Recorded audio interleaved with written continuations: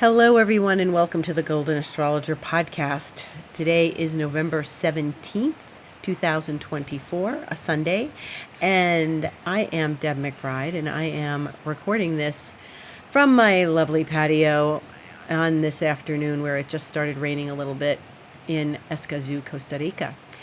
Man, have we had rain. There's some storm system coming through here that dumped a lot of rain this past week and the end of the week before. It was incredible how much rain came, and it's actually affecting the crops and the gardens and the vegetables and stuff. So hopefully it's going to start letting up because we're moving into dry season. Yes, it's rainy season here, but usually not this much rain. So I would like to pay tribute to my teacher and mentor, Michael Luton, who passed away about a week ago. I think it was last weekend, and I learned of it on Monday. Michael was 84 years old. I studied with him for many years and stayed friends with him for many years. I started working with him in 1997. And although I had established myself as an astrologer for years, because I've been studying my whole life, Michael helped me go into the more deeper prediction methods such as recurrence, which I've never seen anyone talk about anywhere in any book or any lecture, and I've been to many, and I have many books. Recurrence, and also, the deeper counseling things and being aware of clients and et cetera, et cetera.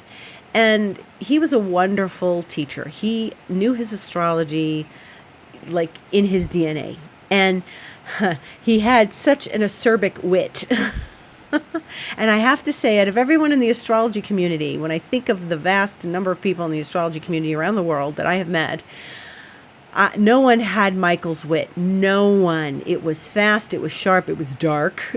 And he was so quick and so on point. And he got his point across by making some very astute observations of astrological signs and the aspects and the experience of the outer planets, especially because he did speak in great depth about the collective unconscious and the collective cycles of change that is represented by Neptune, Uranus, and Pluto.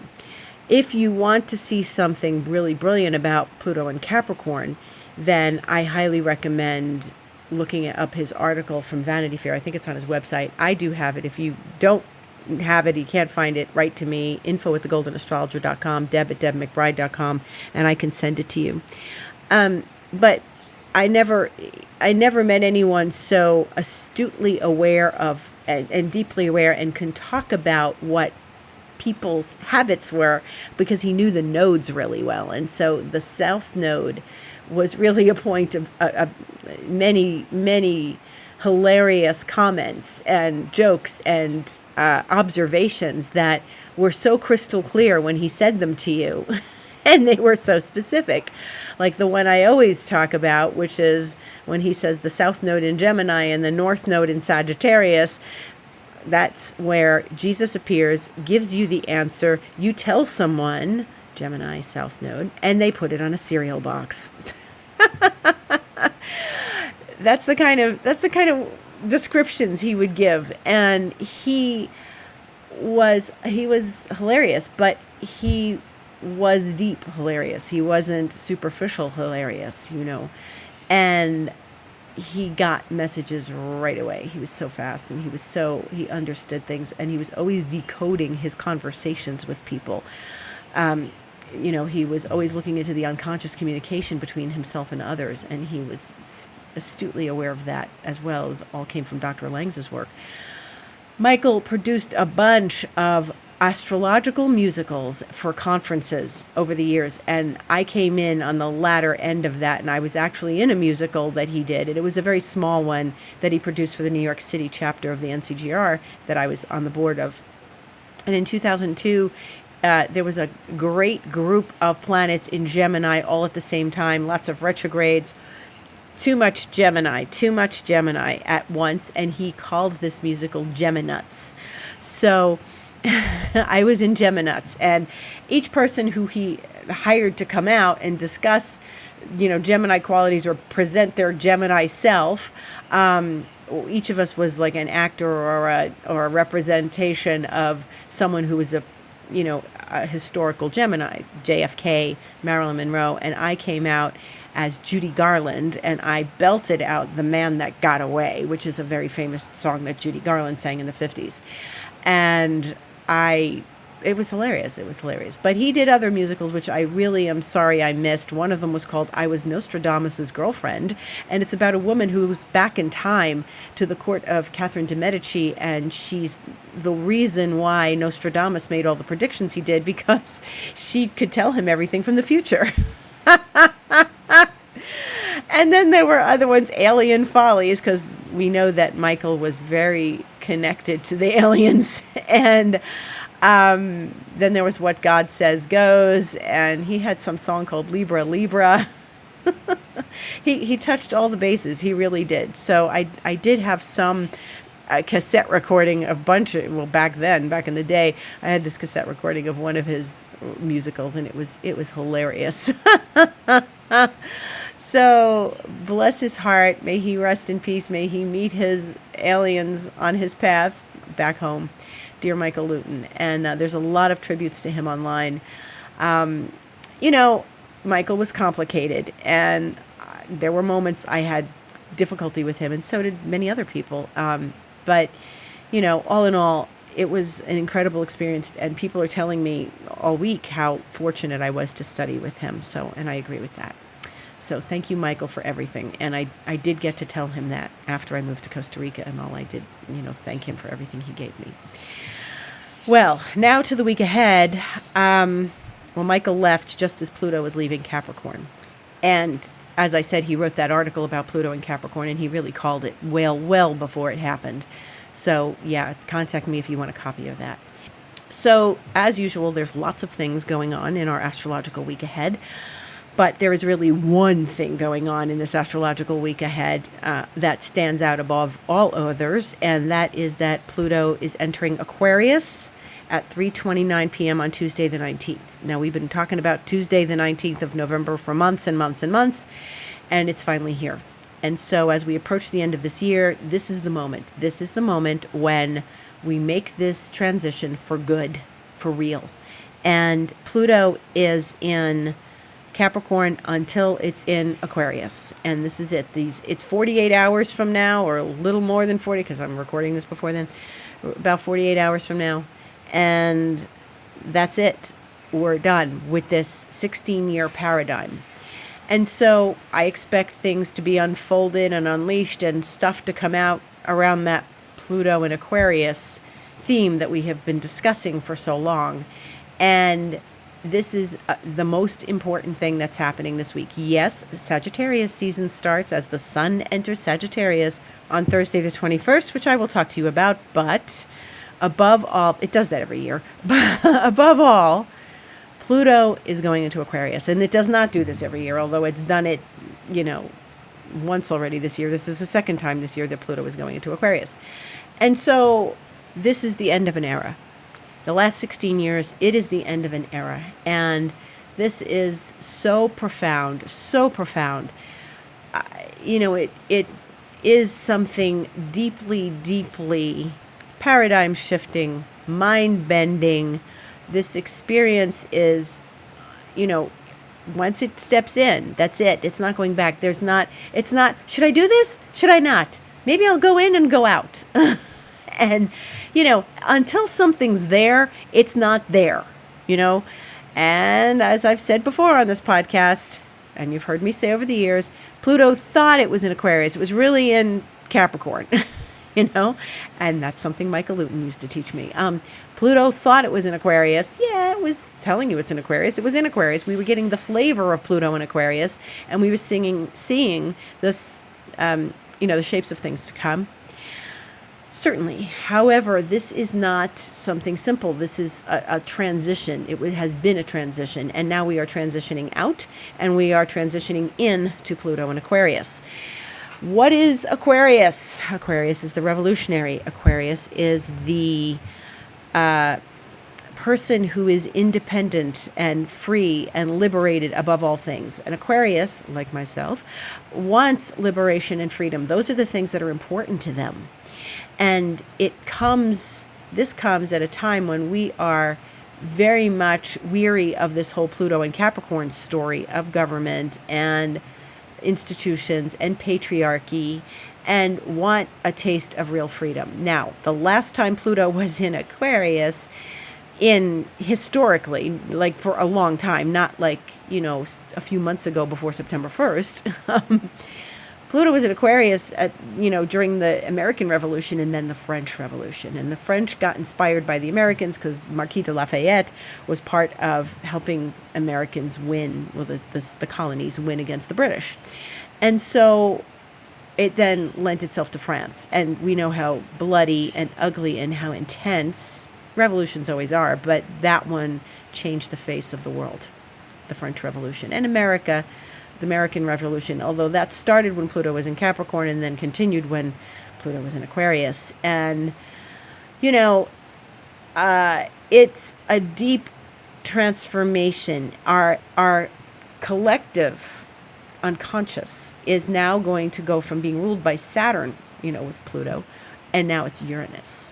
Saturn also to a degree, because Saturn was the traditional ancient ruler of Aquarius, because nobody had discovered Uranus yet. But Uranus is the planet, the revolutionary planet. If you know anything about astronomy and you know a little bit about Uranus, Uranus is turned on its side. All the planets, if you look at them straight ahead, they're rotating, and their moons around them are rotating on this horizontal view. And Uranus is turned on its side. I saw a program about that once many years ago on PBS. It was something like an asteroid came and hit it and turned, that'd be some asteroid to turn a whole planet on its side.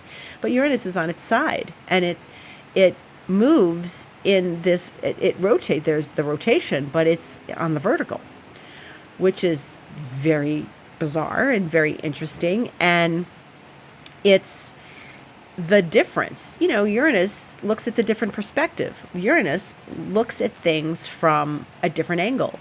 Uranus is revolutionary, liberating, wants its freedom at all costs.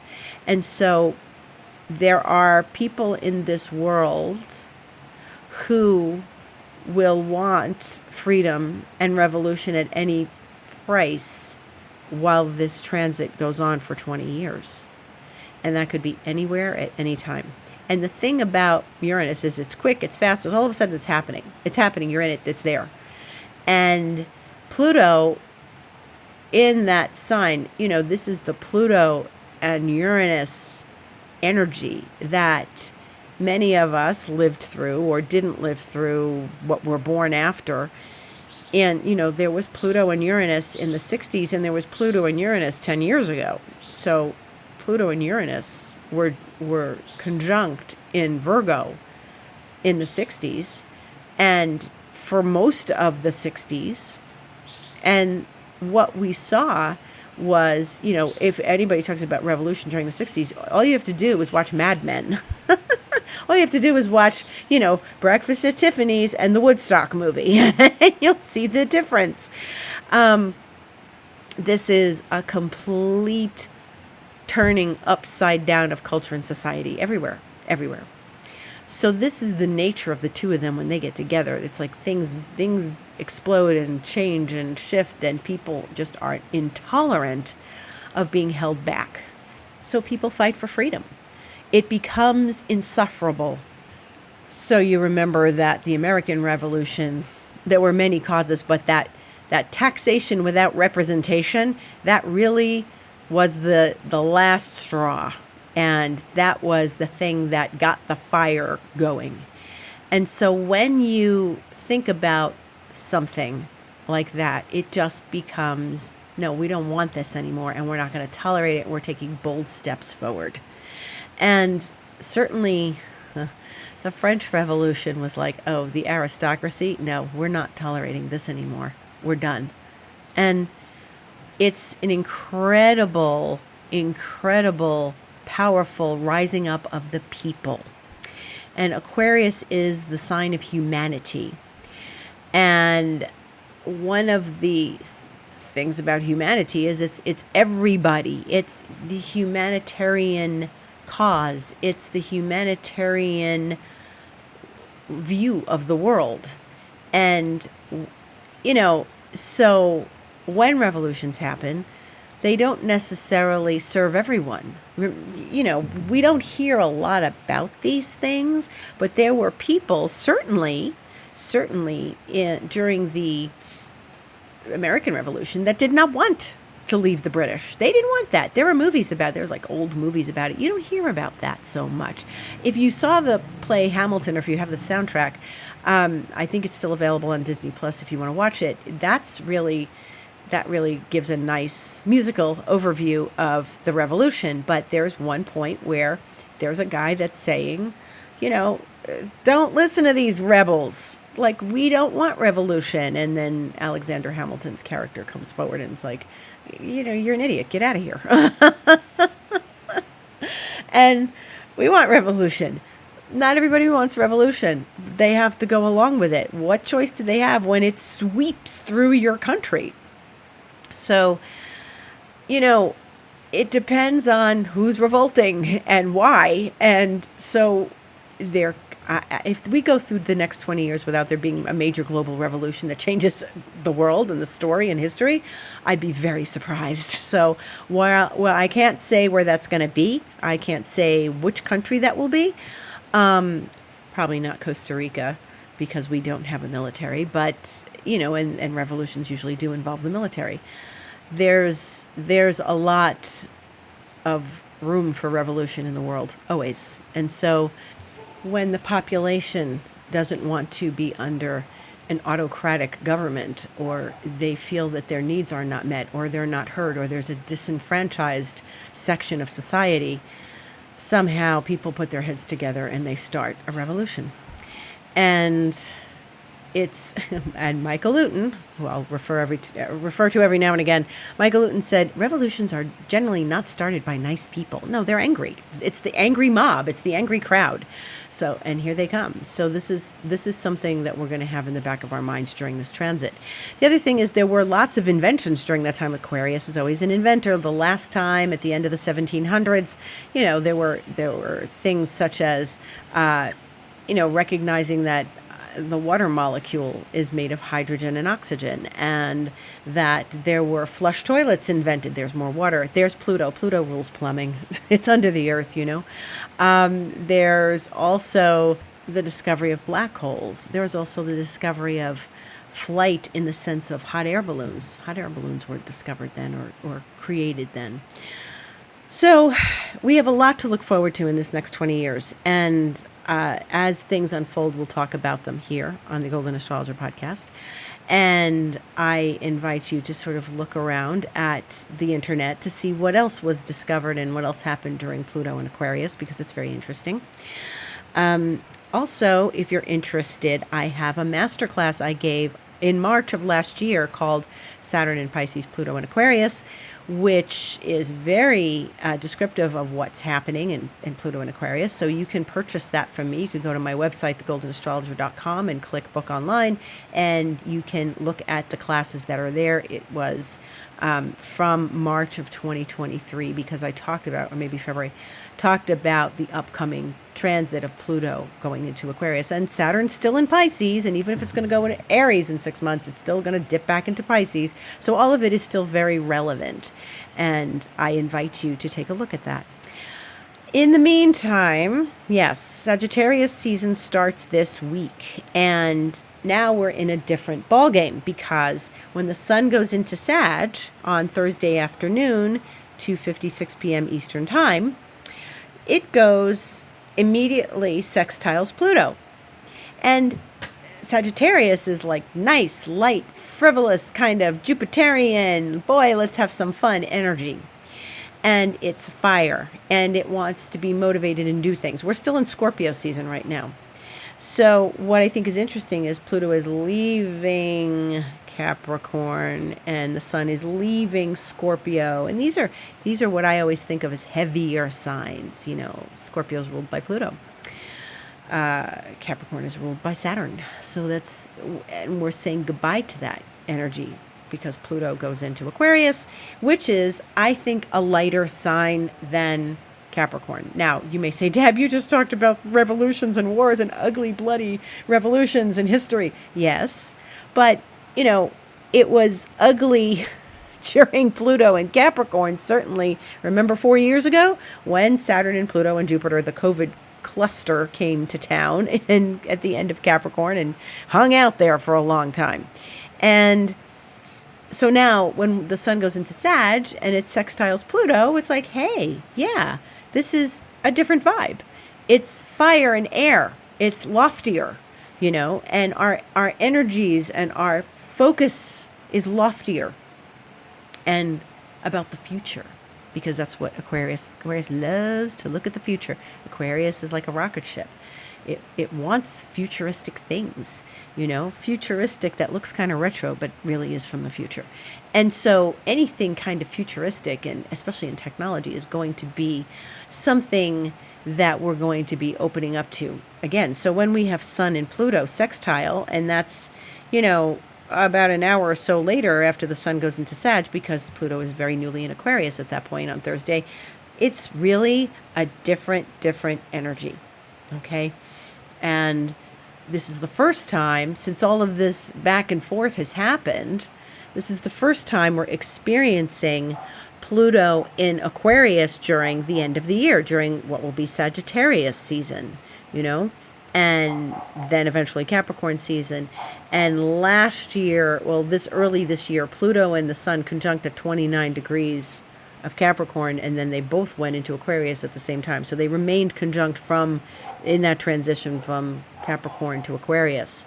And right there, back in January, around the 20th or 21st, you really got a sense of that deep feeling as the sun highlighted what this is going to feel like, and that we're entering a new era. A lot happened that weekend, I remember, in my life, and I remember a lot of things happened that shifted and changed and made a difference in the lives of the people around me. So that was profound. And so now we're going back there again, and here is Sagittarius season, which is compatible with Aquarius. They are not adjacent signs as Capricorn and Aquarius are, and as Scorpio and Sag are. They are not adjacent signs. They are sextile signs. They are every other sign, and those signs are more compatible with one another. Knowledge. Sagittarius is about learning and education and knowledge, and so is Aquarius. Higher education, higher thought, higher mind, all of that. So this is a very interesting dynamic between Sag and Aquarius. They get along well. I think that they are more freedom-loving signs. When I think of them, they are freedom-loving signs, They really do want to explore and have an adventure. And Aquarius may be a little more stuck in its place because it's fixed, so they're a little more stubborn. Sag is extremely flexible. We start to get a taste of what freedom really feels like, and what liberation feels like, and what that means for us. Everybody has a different definition of those words: liberation, freedom. What does that mean to you? And this is something to really ponder, especially this week. What does liberty and liberation mean for you? What does freedom mean for you? And I don't mean freedom that you have no responsibilities, because, Saturn has a place. Saturn does have a place in our lives. We have to have some responsibilities. If we have absolutely no commitments, no responsibilities, no nothing, we don't grow as people, So it's a different sort of leadership and self-leadership that we are experiencing during this time. Tomorrow, Monday, the 18th, Mercury in Sagittarius is going to be opposite Jupiter in Gemini. And that's going to be 3:55 a.m. Eastern Time in the wee hours of the morning and the night. And so that's an interesting aspect as well. What makes it so interesting is they are in each other's signs. So Jupiter's in Gemini, which is ruled by Mercury, and Mercury's in Sagittarius, which is ruled by Jupiter. So this is a very mutable energy. This is flexible thinking. This is a place of definite connection with thoughts, ideas, big ideas, grand ideas. They are not in their favored places, okay? If they're in opposition like this, Mercury belongs in Gemini and it doesn't belong in Sag. And it's got, we've got Jupiter there in Gemini, which really belongs in Sag. So they don't really like where they are. It could be a little complicated. Watch your thoughts these next couple days, today and tomorrow. And for a couple reasons. One is this dynamic of these two planets that are in each other's signs. It's like I always say a key exchange, but it's called mutual reception. It's like when you do an apartment key exchange, except they're in each other's signs, but they also happen to be in their own opposites. And that is called their detriment. And so detriment means that they're not operating at their best. That doesn't mean you are a detrimental person if you have one of these placements. It doesn't mean that at all. It just makes things maybe a little more complicated, not obvious for you. And so when we look at these two together, we can expect maybe some grand ideas, maybe some big announcements, maybe we jump too far ahead of ourselves. Jupiter's big. And so this is fascinating. Watch your thoughts closely. Why? Because this is the first part of the story. Jupiter and Mercury are opposing tomorrow, but then Mercury's going retrograde, remember that, and they are going to oppose again on Wednesday, December 4th, which is not for a few weeks, but that's 5:16 a.m. The same aspect, Mercury opposite Jupiter. And then it's going to happen for the third time on the 26th of December, the day after Christmas. So from the 18th of November, tomorrow, through the 26th of December, next month, at the end of next month, the end of the year, there's going to be this story between Mercury and Jupiter, and expansion and thought and ideas. What is happening in your mind? What is happening to your ideas? Do you have big ideas? Are you growing a story? Are you growing something big? That's a potential right now. So watch this. They're both, like I said, not in their favored places, which doesn't mean you're going to come up with some idea that slaps you across the face eventually. Oh, that didn't work out. It just means, there's something to be said for thinking critically and thinking realistically and having a brighter sense of what you could put out into the world and what thoughts are crossing your field. But you want to just be aware of when you're overstretching yourself. And also, when you're not stretching yourself enough, you may want to play it safe. And Sagittarius does not do that. They are risk takers. And so I would say it's encouraging us to maybe think a little bit outside the box. Mercury retrograde always does that, but it's not retrograde for another week yet. But the whole Jupiter Mercury story is asking us to open your thoughts, get a little big, get brighter, get more open, and share too. Have conversations that maybe are a little deeper. Sag is about knowledge, and Sag is about education, and Gemini too. They really are about educating ourselves. It's a great time. I actually am starting a short masterclass this week. I'm not the one teaching, but there's going to be someone else teaching that I'm going to go to, and this is a great week for that. So, and she's a Sag, so bigger, brighter thinking is always welcome. But make sure that you're not fantasizing about something and it's not the reality. But keep yourself open and optimistic, right? And of course, notice what's happening. Notice the first leg of this. They are going to come back and forth in the same signs. It's not like one is going to step out like this Mars thing that we're having with Mars and Pluto. This is we're sitting with Gemini Sag, okay? So keep an eye on what is changing for you, what's bigger for you, where are your thoughts growing, and where are you becoming maybe more optimistic. On Wednesday, we are going to see the moon enter Leo at 8:51 a.m. Eastern Time, and Pluto will already be in Aquarius. And this is going to be the opposition of the moon to Pluto at 8:52 a.m. That's 1 minute later. So the moon will go into Leo and then 1 minute later oppose Pluto. So this is it. It's now we're in it. So I think we're going to start seeing things right away. Moon opposite Pluto. Moon is, emotions and habits and what satisfies us and our day-to-day activities and our day-to-day thoughts and emotions. And so when it opposes Pluto immediately, because Pluto is very early in Aquarius, this should start to give us some of the flavor we are going to be expecting for these next bunch of years. We're not going to get bored of this. It's too new. Aquarius likes new things. Sagittarius likes new things. So we're going to have a lot of newness happening.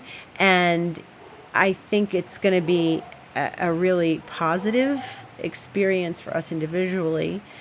And where does Pluto go into Aquarius for you? Where is that in your chart? Is it hitting a planet? What house is it going in? These are all questions to ponder, and you can work with me on that, and I can show you where that is and what it will revolutionize in your life.